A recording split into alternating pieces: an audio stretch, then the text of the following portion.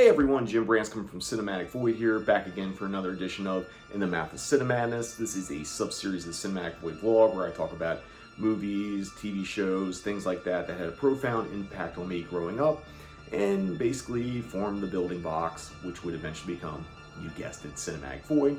Now today I am talking about one of the greatest horror films ever made, and in fact, if you meet anyone who disagrees with that statement, don't be their friend. In fact, block them all on social media. Call the authorities. You can't trust anyone who doesn't think this is like one of the greatest horror films ever made. And of course, I'm talking about 1974's The Texas Chainsaw Massacre. The Texas Chainsaw Massacre. After you stop screaming, you'll start talking about it. Now, growing up, I'm not sure when I first heard about the Texas Chainsaw Massacre, but it was one of those kind of horror movies that you heard through cultural osmosis, sort of like Night of the Living Dead or Psycho or The Shining, where like there'd be certain scenes or quotes that had been floating out in the ether, or you would see on TV or something like that without having seen the real movie. I don't remember exactly when I first watched Texas Chainsaw Massacre. It was definitely during a time when I was consuming a lot of horror movies, and it was on my list of things to rent from the video store, and I just remember getting it one day and not really knowing what to expect. I mean, obviously the word Chainsaw Massacre kind of set some expectations, but I got something a lot different than I thought I was going to get. For one, after watching lots of gory 80s horror movies, Texas Chainsaw Massacre isn't like that. In fact, it is a movie built on terror and dread and atmosphere, and just there's something about it, watching it on a very like muddy, grainy, not a nice looking VHS, that kind of hit in a different way. It felt real.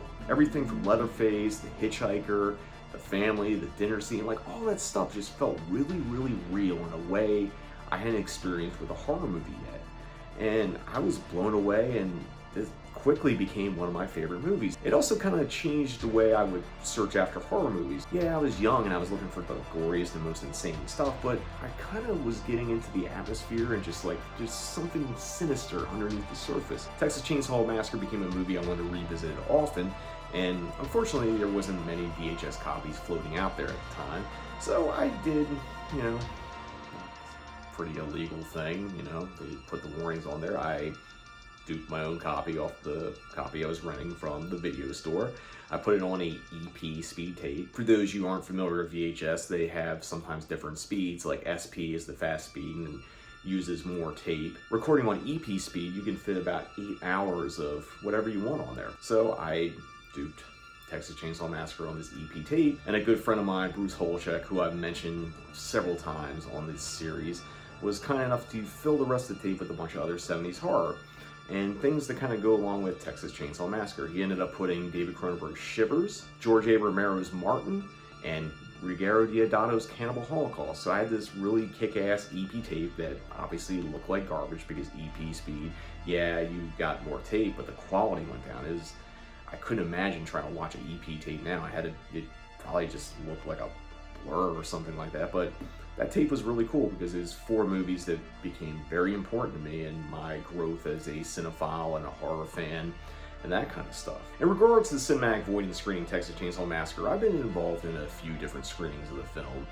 The first time I did it was a triple feature of Texas Chainsaw Massacre, Texas Chainsaw Massacre 2, and Leatherface, Texas Chainsaw Massacre 3. Did it on Memorial Day weekend at the Egyptian Theater. We got a food truck that served barbecue. It was hosted by myself, Josh Miller of Friday Night Frights. Now he's doing Killer Movies with Josh Miller, and of course Beyond Fest. We showed all 3 films on 35mm.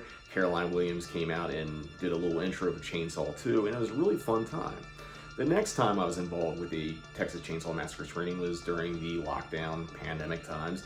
American Cinematheque and Beyond Fest were doing drive-in screenings at the Mission Tiki out in middle of nowhere, California, which was one of the saving graces for a lot of people during that time. And I had pitched to do a double feature of Texas Chainsaw Massacre and Evil Dead, and ended up doing it and sold out, and kind of a quintessential grindhouse double feature at a drive-in. And in 2024, for the 50th anniversary film, I've been involved in a couple more screenings. I was there to introduce the screening for Beyond Fest with Christian from Beyond Fest, and also got to team up with my good friend Eagle Barber, who created the Cinematic Void logo and poster art and all the t-shirt designs. He works for Madrid Skateboards, and they signed a licensing deal to produce Texas Chainsaw Massacre themed skateboards. So we ended up doing a screening through the Frida Cinema down in Santa Ana. I've been doing a lot of Texas Chainsaw Massacre stuff this year. I just got back from Austin, Texas recently. I was hosting a screening with my friend Jenna Velasco of Lunchbox Cinema, and while I was in Austin, you know, of course I had to go visit a bunch of Texas Chainsaw Massacre filming locations, and if you haven't yet, that video is on YouTube. I'll put a link somewhere around here for you to check it out if you haven't yet. But this movie is, you know, it's an all-timer, and like, there's a beautiful 4K restoration out there. I know it's playing theaters, so if it's playing anywhere near you, definitely go check it out. If you get a chance to see it on 35mm print, definitely go see it. There's some beautiful 35s out there. The one we played at Beyond Fest was a reissue from like '83 when New Line Cinema had the rights to it. And you know, it's no matter what format you see it on, be a grimy VHS tape or a beautiful 4K restoration, you know, it's one of the best movies. There's just such a power to it, and it's a testament to like Tobe Hooper and the whole cast and crew that made one of the realest horror films ever. So that's gonna wrap up this edition of In the Mouth of Cinemadness. Tell me, do you remember the first time you saw Texas Chainsaw Massacre and what impact it had on you? Sound off the comments or hit me up on social media, because again, if you know someone that doesn't think this is one of the greatest horror movies ever made, you know, don't be friends, you know? It's a good dividing mark. Like, sometimes you gotta know when to end a friendship, and if they don't like Texas Chainsaw Massacre, they ain't your friend.